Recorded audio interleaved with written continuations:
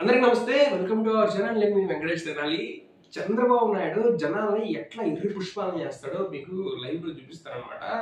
మామూలుగా ఉండేది ఎవరు ఇది మాత్రం ఎపిసోడ్. వీళ్ళ మందికి షేర్ చేయండి, లైక్ చేయండి, సబ్స్క్రైబ్ చేయండి. ఇంకా మనం స్టార్ట్ చేద్దాం. పక్కన వీడియో ప్లే చేస్తా, చూడండి. P4 అనే పాలసీ తీసుకొచ్చి పబ్లిక్ ప్రైవేట్ పీపుల్స్ పార్ట్నర్షిప్ తో మీ ఆదాయాన్ని పెంచే విధానానికి, పేదలకు అండగా ఉండే విధానానికి శ్రీకారం చుడుతున్నాం. రెండోది ఉద్యోగ P4 అనే పాలసీని తీసుకొచ్చి పబ్లిక్ ప్రైవేట్ పార్ట్నర్షిప్ తో ఆదాయాన్ని పెంచుతారంట. ఎట్లా పెంచుతారు ఆదాయం నాకు అర్థం కాదు. ఇప్పుడు పబ్లిక్ ప్రైవేట్ పార్ట్నర్షిప్ లో ఒక రోడ్ వేసారు అనుకుందాం. ఆ రోడ్డు మీద వెళ్ళేటప్పుడు నువ్వు కారులో వెళ్తుంటే ప్రస్తుతానికి ఆటోలకి, ట్రాక్టర్లకి వీటికి లేవంటారు. మరి ఫ్యూచర్ లో ఆంధ్రప్రదేశ్ ఇంకా డబ్బులు లేవని పార్టీ కూడా తీసుకొస్తారో తెలీదు. ఫస్ట్ వీళ్ళు అంటున్నారు, సరే కార్లకి వీడికి వాళ్ళకే కదా, మనకేం బాధ అని చెప్పేసి మీరు అనుకోవచ్చు. ట్రాన్స్పోర్టేషన్ ఛార్జ్ ఉంటుంది కదా. ఇప్పుడు హైవేస్ మీద మనకి గూడ్స్ అండ్ సర్వీసెస్ ట్యాక్స్ అని, జిఎస్టీ అని మనం వెళ్ళేటప్పుడు ఇవి కానీ పడుతున్నాయి కదా. ఇప్పుడు ఒక షాంపూ ప్యాకెట్కో, ఒక సబ్బుకో, గుడ్లుకో, లేకపోతే నూనెకో వీటన్ని ఛార్జ్ కూడా పెరిగిపోతాయి అనమాట. ఎందుకంటే వాడు వచ్చేటప్పుడు టోల్ గేట్లు కట్టుకొని రావాలి. అవన్నీ డబ్బులు ఎవరు చెల్లిస్తాడు? కంపెనీ వాడు చెల్లిస్తాడు. కంపెనీ వాడు ఎవరి మీద వేస్తాడు? మన మీద వేస్తాడు. P4 తో ఆదాయం పెరుగుతుందంట. చూడండి, అంటే గవర్నమెంట్ ఇనిషియేషన్ అంత ముందు చెత్త మీద ఒక 30 రూపాయలు దాని మీద వేస్తేనే ఎగిరిసిపడ్డారే. ఇప్పుడు గ్రామాల్లో రోడ్లు, మెడికల్ కాలేజీలు, పోర్ట్లు, కాలువలు ఇవన్నీ కూడా ప్రైవేట్. కాలువల నిర్వహణ వాడు ఏంటి, రేపు పొద్దున నీకు పొలానికి నీళ్ళు కావాలంటే కాలువల నిర్వహణ గవర్నమెంట్ దగ్గర లేదు, ప్రైవేట్ దగ్గర ఉంది కాబట్టి వాడికి డబ్బులు కట్టాలి. నువ్వు అందులో మోటార్ వేసుకొని వాటర్ తీసుకోవాలంటే నువ్వు డబ్బులు కట్టాలి. అట్లుంటది. ఆదాయాన్ని పెంచుతా, ఎవరికి పెంచుతా? గవర్నమెంట్గా, మీకా, లేకపోతే మీ సంస్థలకా, మీ కూటమిలో ఉన్న కార్యకర్తలు, నాయకులుగా? ఎవరికి సార్ ఆదాయం? ఇప్పుడు ప్రైవేట్ వాళ్ళు ఎవరు ఉంటారు అనుకున్నారు? మనోళ్ళే. చంద్రబాబు నాయుడు గారి కార్యకర్తలు, లేకపోతే బిజినెస్ మ్యాన్లు, కోటీశ్వరులు ఉంటారు కదా.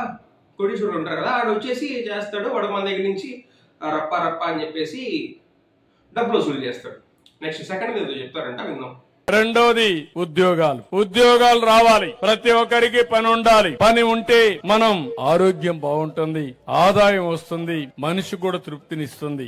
ఇప్పుడే ఒక టీచర్ ని, బేగం గారిని మీరు చూశారు. ఆవిడ మాట్లాడినప్పుడు నేను దినానికి 3-4 గంటలు కష్టపడుతున్నాను, దీని వల్ల నాకు ఆనందంగా ఉంది. కొంతమంది అన్నా నాకు మానసిక వికాసం ఉంది, నాకు స్ట్రెస్ లేదు, ఏదో ఒక పని ఉందని చెప్పే పరిస్థితికి వచ్చింది. ఇదే యథార్థం. అందుకని ఈ రోజు పనికి కూడా నేను చూసింది. దీన్ని పెద్ద ఎత్తున ప్రోత్సహిస్తున్నాను.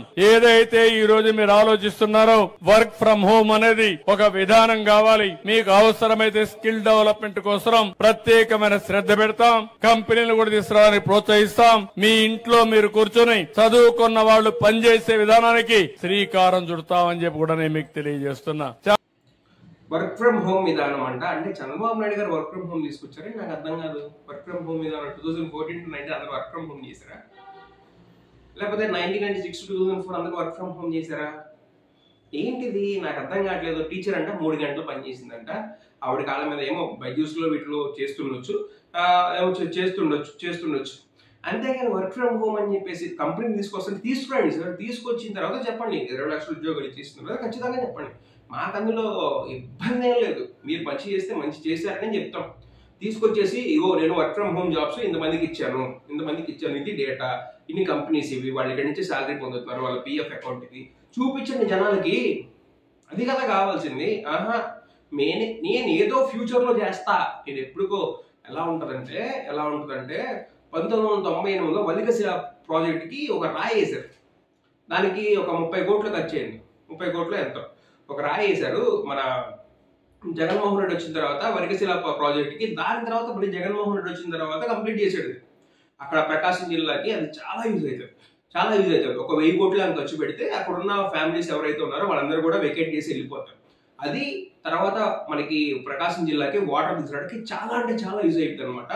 అది మనకి వరదలు వచ్చిన టైంలో మేబీ శ్రీశైలం దగ్గర నుంచి అనుకుంటా దాని బ్యాక్ వాటర్ అయితే తీసుకొని పంప్ చేసుకుంటారు సముద్రంలోకి వెళ్ళిపోకుండా.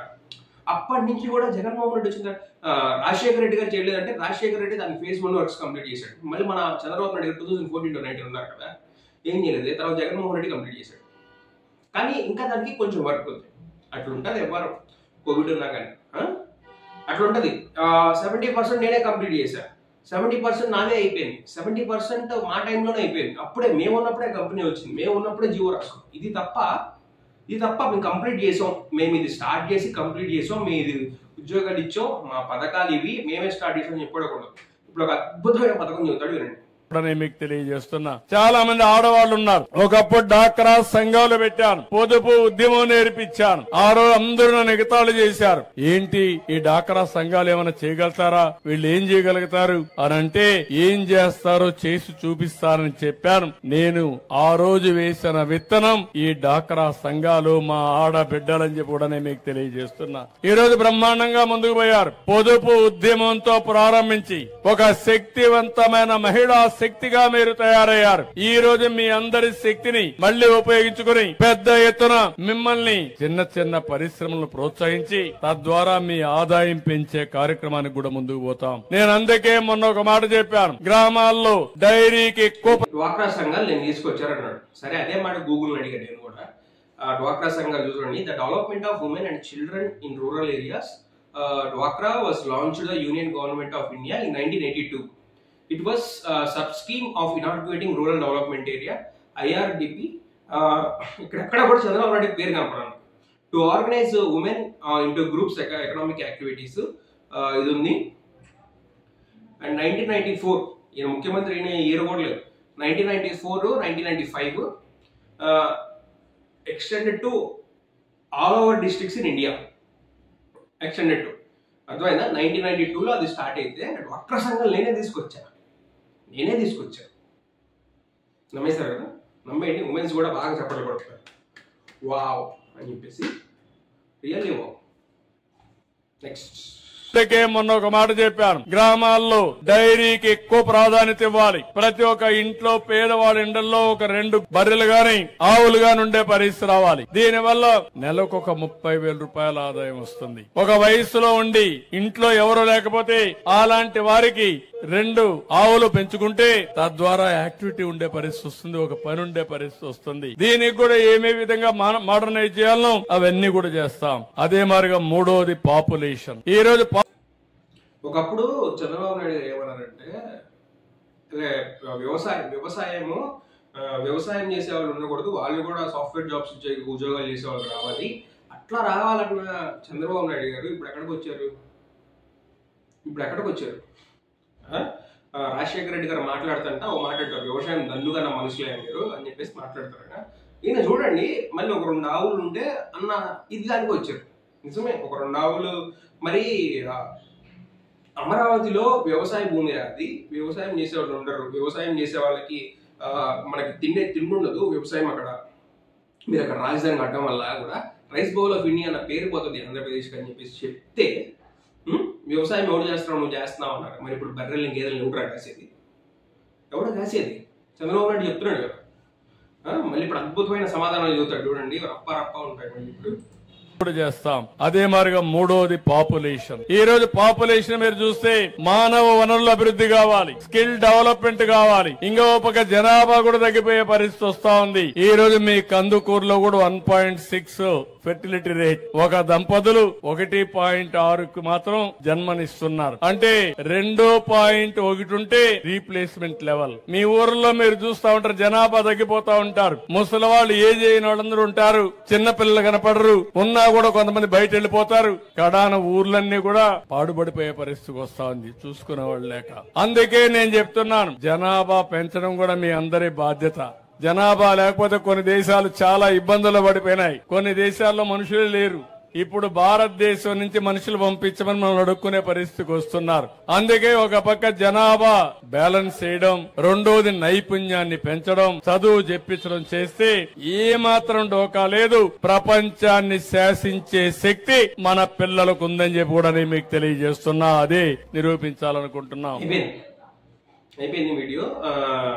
ప్రపంచాన్ని శాసించే శక్తి మీ ఎందుకు నేను కలవడా, నేను 4గురికి ఇస్తా, 5గురికి ఇస్తా, అమ్మఒడి నేనున్నా కదా. వాళ్ళకి సపోజ్ ఆడపిల్లలు పుట్టారు, 4 పిల్లలు పుట్టారు అనుకుందాం, మీరు కనమంటారు కాబట్టి. వాళ్ళకి పుట్టిన దగ్గర నుంచి, అన్నప్రాసన దగ్గర నుంచి పెళ్లి వరకు శ్రీమంతం కానీ, పుష్పాలంకరణ కానీ, ఊరిల ఫంక్షన్ కానీ ఊరే చేసేది.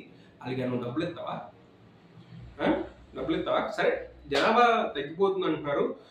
చాలా మంది పెళ్లి చేసుకోవడానికి పెళ్లి చేసుకోవడం కూడా ఇష్టపడట్లేదు. వాళ్ళ నుంచి అట్లీస్ట్ ఇంకో ఇద్దరిని కనమని చెప్పండి, నెక్స్ట్ లేదా ఇంకొన్ని కనమని చెప్పండి, మీకు ఈ స్కీమ్స్ ప్రొవైడ్ చేస్తాం, మీకు ఈ బెనిఫిట్స్ ఇస్తాం అని చెప్పేసి తీసుకొస్తే రష్యాలోనో ఎక్కడో పాపులేషన్ ఈ స్కీమ్స్ ఇస్తామని చెప్పేసి వాళ్ళు చూసారు. కానీ మీరు ఇక్కడ ఏం చేస్తున్నారు, పీపీపీ మోడల్లో ఒక పక్క రేట్లు పెంచుతున్నారు, మెడికల్ కాలేజీలు అన్నిటికీ కూడా ప్రైవేట్ వాళ్ళకి ఇచ్చేసి అక్కడ ఫీజు కట్టమంటున్నారు. ఇక్కడ మా పిల్లల్ని కానీ వేసి మేము ఫీజులు ఎట్లా కడతాం సార్?